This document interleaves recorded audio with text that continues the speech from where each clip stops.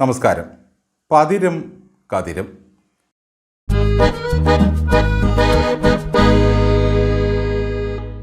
വിമോചന സമരകാലത്ത് കേരളത്തിൽ മുഖ്യമന്ത്രിക്കെതിരെ ഉയർന്നു കേട്ട ചില മുദ്രാവാക്യങ്ങൾ പ്രാസഭംഗി കൊണ്ട് ഗംഭീരമായിരുന്നു.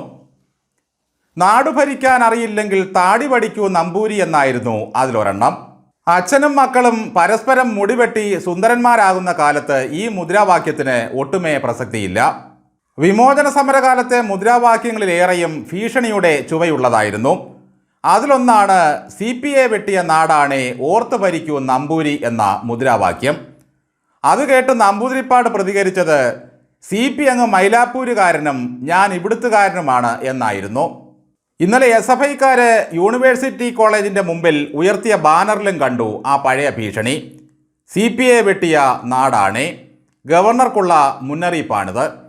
ആ ബാനർ ഉയർത്തി SFIക്കാർ ഗവർണറുടെ കോലം കത്തിക്കുമ്പോൾ ഇരട്ടച്ചങ്കനായ ഗവർണറാകട്ടെ കോഴിക്കോട്ടെ മിഠായി തെരുവിലൂടെ മിഠായി തിന്നും അലുവാ പീസ് കടിച്ചും സെൽഫി എടുത്തും നടക്കുകയായിരുന്നു.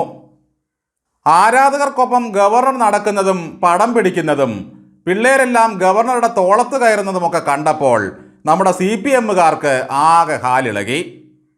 തനിക്ക് മധുരം തന്ന കടക്കാർക്കെല്ലാം ഗവർണർ മുത്തം കൊടുത്തു.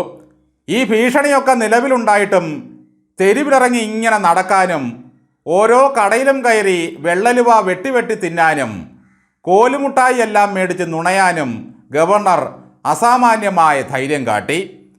പക്ഷേ എന്തുകൊണ്ടാണ് നമ്മുടെ മുഖ്യമന്ത്രിക്ക് ഇതിനൊന്നും കഴിയാതെ പോകുന്നത്?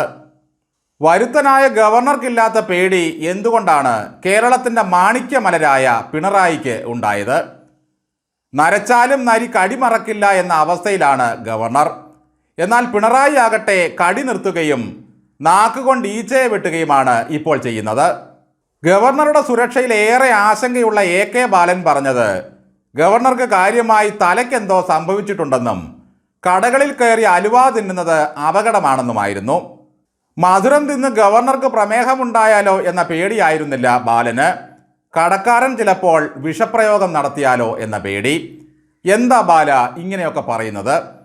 മിഠായി തെരുവിലെ കച്ചവടക്കാരെല്ലാം ആളെ കൊല്ലാൻ വിഷം നൽകുന്നവരാണോ? ഗവർണറൊക്കെ ഭക്ഷണം കഴിക്കും മുമ്പ് സെക്യൂരിറ്റിക്കാർ ടെസ്റ്റ് ചെയ്യാറുണ്ടത്രേ.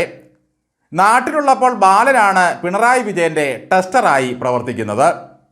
നവകേരള സദസ്സിൽ പിണറായി വിജയൻ്റെ ഭക്ഷണം പൗരപ്രമുഖർക്കൊപ്പമാക്കുന്നത് തന്നെ ഈ ഭയം കൊണ്ടാണ്. പൗരപ്രമുഖർ തീറ്റയെടുത്ത് കഴിഞ്ഞാലേ മുഖ്യൻ തിന്നു തുടങ്ങൂ. ഗവർണർക്ക് ചുറ്റും ആള് കൂടിയതിൻ്റെ ഗുട്ടൻസും ബാലൻ സഖാവ് പറഞ്ഞു. സർക്കസ് കാണാൻ ആള് കൂടിയതാണത്രേ. പക്ഷേ ഇപ്പോൾ കേരളമാകെ ഓടിക്കൊണ്ടിരിക്കുന്ന നവകേരള സർക്കസിൻ്റെ അത്ര കോമാളികളോ പരിശീലനം കിട്ടിയ മൃഗങ്ങളോ മൃഗശിക്ഷകനോ ഒന്നും ഗവർണറുടെ സർക്കസിന് ഉണ്ടായിരുന്നില്ല. അനുമതിയില്ലാത്ത വിചിത്ര ജീവികളെയാണ് നവകേരള സർക്കസിൽ പ്രദർശിപ്പിക്കുന്നത്. അതാണ് ഇത്രയും വലിയ ആൾക്കൂട്ടം. എന്തായാലും ഗവർണർ നയിച്ച മധുരത്തെരുവിലെ റോഡ് ഷോ കണ്ട CPM നേതാക്കളുടെ എല്ലാം തലയുടെ കല്ലിളകിയിരിക്കുകയാണ്. ഈ ആളകമ്പടിയും ജനപ്രീതിയും കണ്ട് ആരിഫ് മുഹമ്മദ് ഖാൻ ഗവർണർ പദവിയെങ്ങാനും രാജിവെച്ച് കേരളത്തിലെങ്ങാനും മത്സരിച്ചാലോ എന്നാണ് അവരുടെ ഭയം. ഗവർണർ കണ്ണൂരുകാരെ അടച്ചാക്ഷേപിച്ചതിൻ്റെ ദുഃഖമാണ് MP ജയരാജന്. ഗവർണർ എത്തിയിരിക്കുന്നത് ബലാത്സംഗങ്ങളുടെ തലസ്ഥാനത്ത് നിന്നാണ് എന്നാണ് ജയരാജൻ പറയുന്നത്. എൻ്റെ പൊന്ന് ജയരാജ, തലസ്ഥാന പദവിയിലൊന്നും എത്തിയില്ലെങ്കിലും വണ്ടിപ്പെരിയാറും വാളയാറുമൊക്കെ നമുക്ക് നല്ല പദവിയും കീർത്തിയുമാണ് ഇപ്പോൾ ഉണ്ടാക്കി തന്നിരിക്കുന്നത്. DYFIക്കാരൊന്ന് ആഞ്ഞു ശ്രമിച്ചാൽ തലസ്ഥാന പദവിയും കിട്ടും. കേരളമായതുകൊണ്ട് ഗവർണർക്ക് എവിടെയും ഇറങ്ങി നടക്കാമെന്നാണ് ഇപ്പോൾ CPM നേതാക്കൾ ഗീർവാണം കാച്ചുന്നത്.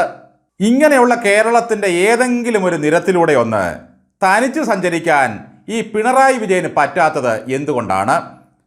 ഹെലികോപ്റ്ററിൽ പറന്നാൽ പരുന്ത് കൊത്തുമെന്ന ഭയം, ട്രെയിനിൽ പോയാൽ കല്ലേറ് കിട്ടുമോ എന്ന ഭയം, തനിച്ച് കാറിൽ പോകാൻ വലിയ ഭയം, ഫോട്ടോഗ്രാഫർമാർ തന്നെ വകവരുത്തുമോ എന്ന ഭയം. ചുരുക്കി പറഞ്ഞാൽ കോശസ്ഥിതിയിലാകെ ഭയത്തിൻ്റെ കണികകളും പേറി ദിവസവും മരിച്ചു ജീവിക്കുകയാണ് നമ്മുടെ മുഖ്യമന്ത്രി. ഈ AK ബാലൻ പറയുന്നത് കേട്ടാൽ തോന്നും ഭരണഘടനാ പദവി വഹിക്കുന്നവരാരും ജനങ്ങളുടെ വെട്ടത്ത് ഇറങ്ങാൻ പാടില്ലെന്ന്. ഒരു ബസ്സും വാങ്ങി കക്കൂസും പണിയിച്ച് മന്ത്രിമാരെയും കയറ്റി ജനങ്ങളുടെ നെഞ്ചത്ത് കയറാൻ നടക്കുന്ന മുഖ്യമന്ത്രിയേക്കാൾ ഭേദമാണ് ഈ ഗവർണർ എന്ന് ജനങ്ങൾ ചിന്തിച്ചു പോയാൽ അവരെ കുറ്റം പറയാൻ കഴിയില്ല.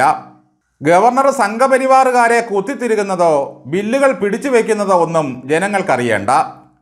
നേരിട്ട് ചെന്നാൽ പോലും കാണാൻ കിട്ടാത്ത ഒരു മനുഷ്യൻ കടയിൽ കയറി വരുന്നതും പിള്ളാരെ ഏണത്ത് വയ്ക്കുന്നതുമൊക്കെ കാണുമ്പോൾ ജനങ്ങൾ വല്ലാതെ സന്തോഷിച്ചെന്നിരിക്കും. ഏതെങ്കിലും ഒരു മുഴുത്ത സഖാവിൻ്റെ 7 അയലത്ത് ജനങ്ങൾക്ക് ചെല്ലാൻ പറ്റുമോ? വെല്ലുവിളിക്കുമ്പോൾ 10 ഓണം കൂടുതൽ ഉണ്ടവരെ ഒന്നും ആകരുത്.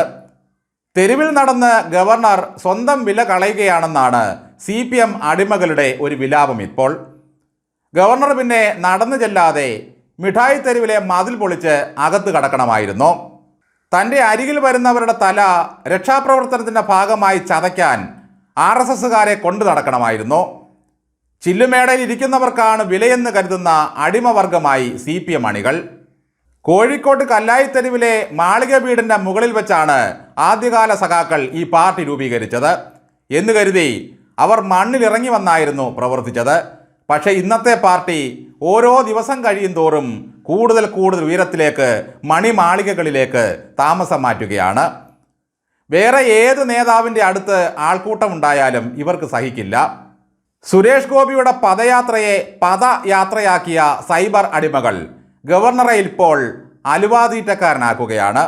ഇതുപോലെ മോശം വർത്തമാനം പറയുകയും ആളുകളെ അധിക്ഷേപിക്കുകയും ചെയ്യുന്ന ഒരു മനുഷ്യനുണ്ടോ ഈ ഗവർണറെ പോലെ എന്നാണ് പിണറായി ചോദിക്കുന്നത്.